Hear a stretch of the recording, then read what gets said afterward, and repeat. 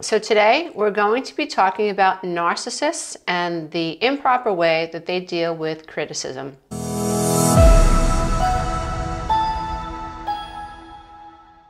If you love this content, please don't forget to click the subscribe button and the notification bell. This way, every time I upload a new video, you'll be the first to know.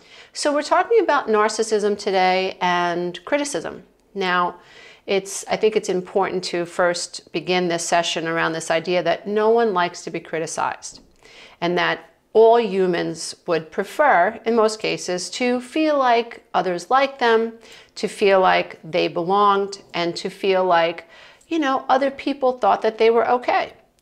It is not fun to be criticized. It's not fun to be humiliated. And it's certainly not fun to feel like you don't belong. However, when we're talking about narcissism, and specifically criticism, we're talking about extremes.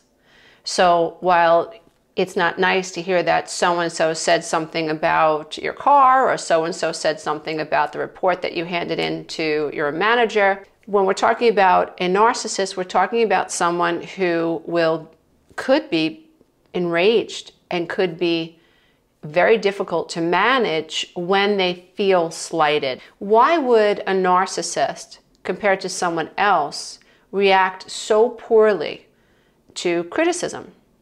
It all has to do with pain. And it comes down to a narcissist believing and having an inflated sense of self, a grandiose sense of importance, this idea that they are better than. And it's so complicated because at the same time, they feel like they're better than everyone else. They want everyone else to project this idea that they are grander than everyone else also. So they have a fantasy going on in their head that is not real. They're often delusional. And they're telling themselves that they are so much better than they actually are. And they're trying very hard to get other people to affirm them and to agree with them. So this helps regulate them, right? So if I have this idea that I'm better than I actually am, and I need to hold on to this concept in order to feel emotionally regulated and okay, then I need the people in my life to project that towards me too. Otherwise, it doesn't fit. And so when a narcissist is in society and bumps up against someone who doesn't affirm them, then the storyline is not fitting anymore. It's almost like suddenly the shell that they're in has just gotten really, really tight, and they get agitated. They need you to project back to them their false self, their grandiose self. They're the most beautiful, they're the most sexy, they're the most funny, they're the most... A narcissist needs to believe that you see them as everything, the smartest, the most intelligent, the most capable, the most rich. We have communal narcissists that will go take care of sick children or puppies, and it's all over social media. And it's for the sake of social media. It's not for the sick puppies and the starving children. It's really important that we understand that there is this fantasy image or this fantasy story going on inside the mind and the body of a narcissist. And this story is helping to prevent them from feeling their worst fears, which is shame, humiliation, and vulnerability. They don't want to feel that. And so to keep those feelings away, there's this storyline that I'm this great person. And now to keep this storyline going, they need actors in the play to play this story out.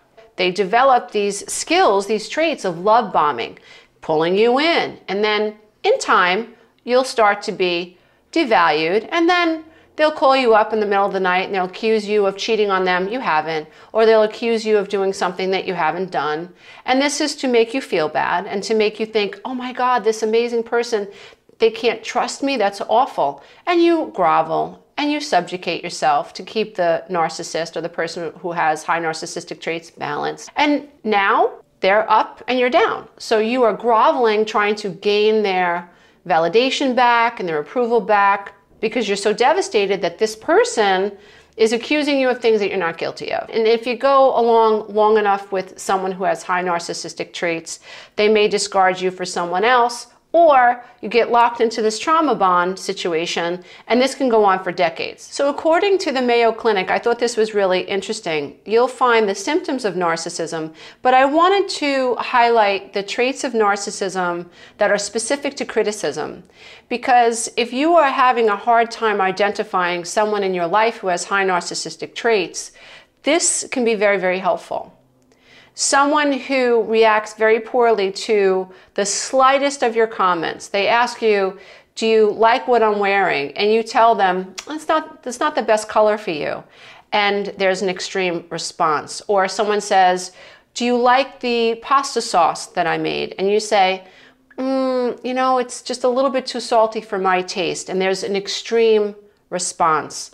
So a narcissist or someone with high narcissistic traits is not looking for an honest answer.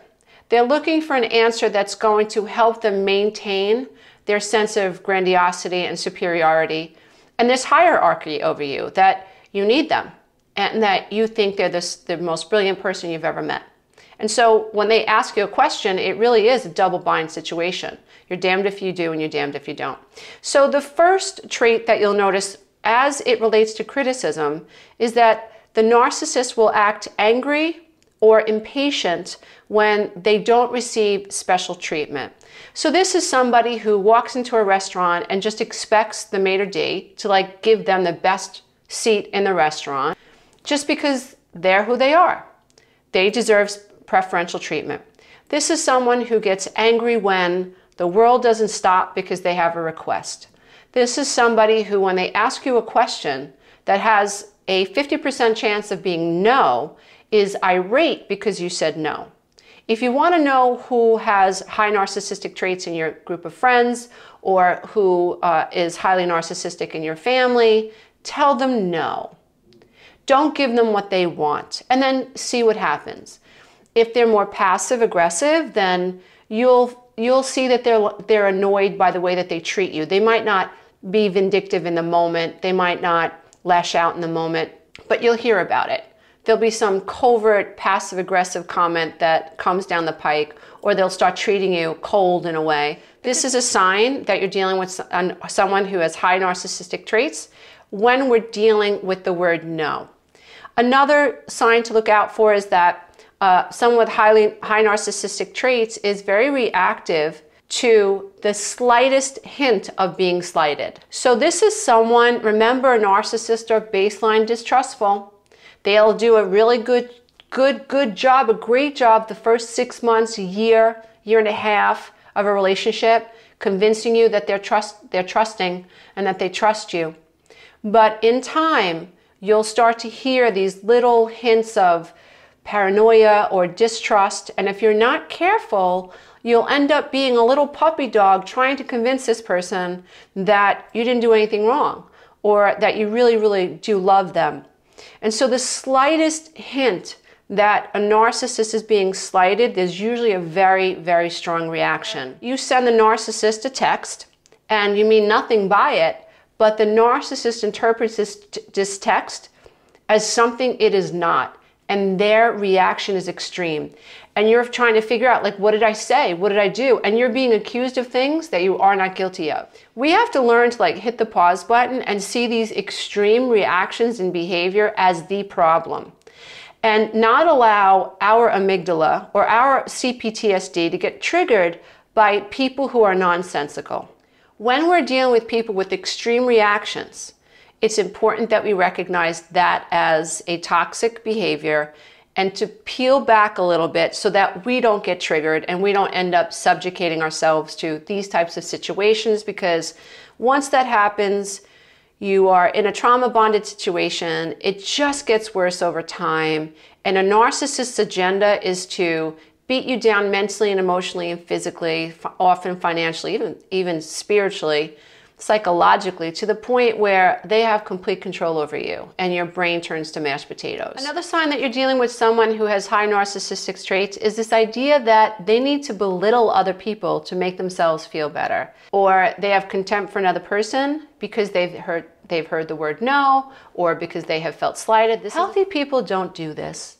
Healthy people don't need to put other people down to feel good about themselves. Another sign that you're dealing with someone who has high narcissistic traits is that they experience major problems with dealing with stress and adapting to change. Again, when we're dealing with someone who has high narcissistic traits, remember this is someone who is really fractured and someone who is really relying on a mask to get through a day and who needs other people to play along.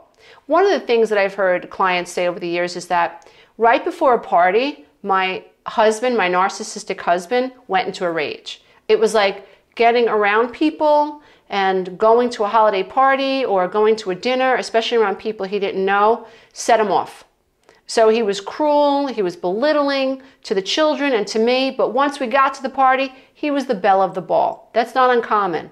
So think about when things are changing, are you noticing a pattern behavior, really, really poor behavior in the person that you're questioning around stress and around change? Because that's a sign.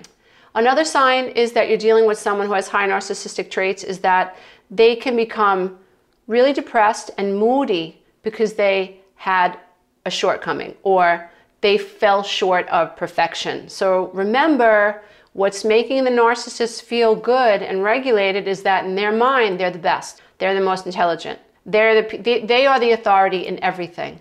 Now, something happens in their environment where someone else comes along and they have to share the spotlight, or their paper doesn't get recognized in a major journal, or someone comes along and wins the trophy. So they're not numero uno anymore. This is very destabilizing to someone who has high narcissistic traits. So you'll see an absolute drop in their mood in this type of a situation. So watch out for that.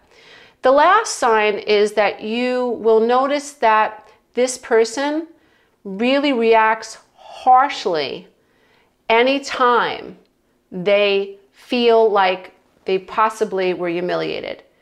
Because at their core, narcissists are hiding secret fears of humiliation, shame. They don't want to be humiliated. It's the worst thing. Nobody wants to be humiliated. But when a narcissist feels humiliated, there's going to be an extreme response. Like, narcissists have a secret fear of shame, vulnerability, feeling humiliated, and feeling insecure. When you're dealing with someone and you're trying to figure this out, you will see extreme responses to their own insecurity. They're wanting to act like they're not insecure when you know you've spent enough time with this person to know that they're insecure. So this is someone who is dealing with feelings of inferiority and then walks into a party acting all big and tough, right? Questioning this guy and that, who does she think she is? Who does he think he is? He thinks he's a tough guy. She thinks she's the belle, she thinks she's the most beautiful girl in the world, right? All of this rationalization for covering up their insecurity, because a narcissist is comparing themselves to other people all the time. And to keep the checks and balances okay in their head, they have to put other people down so that they end up feeling better about themselves. So they'll judge the way someone dresses. They'll judge their shoes. They're judging themselves as well. And they're hoping that you are drinking the Kool-Aid, that you see what they see. Now, most of us can only play the game for so long before we're just like, this is exhausting. So these types of traits will show up in relationships. They'll show up as problems at work or school. They'll show up as depression. They'll show up as anxiety. They can manifest as physical health problems. They can manifest as drug or alcohol misuse. So narcissists in this situation need treatment.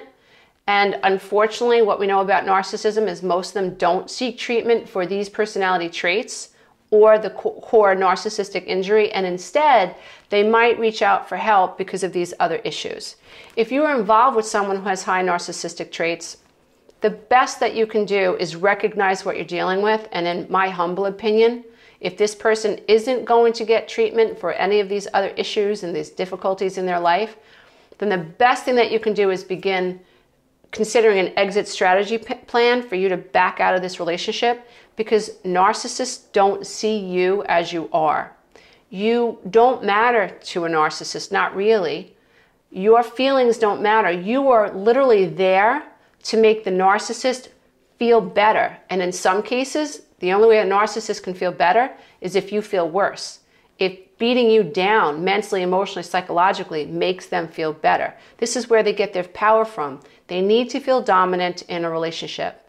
So if you're dealing with this, be clear about it and know that you can't change this. There's nothing, you can't love a narcissist enough to change what's going on in their mind, in their heart, and in their body. I hope this has been helpful, and I hope that this has helped clarify some issues for you and given you a little bit more food for thought when you're trying to figure out what's going on in your life as it relates to criticism, as it relates to telling a narcissist no, as it relates to everyday ups and downs, everyday stressors, and the inability that a narcissist has to regulate their emotions and even their behavior, even in everyday life experiences. Namaste, everybody. Until next time. Bye for now. If you love this content, don't forget to check out the next video, and you can go to my website and take the Codependency quiz.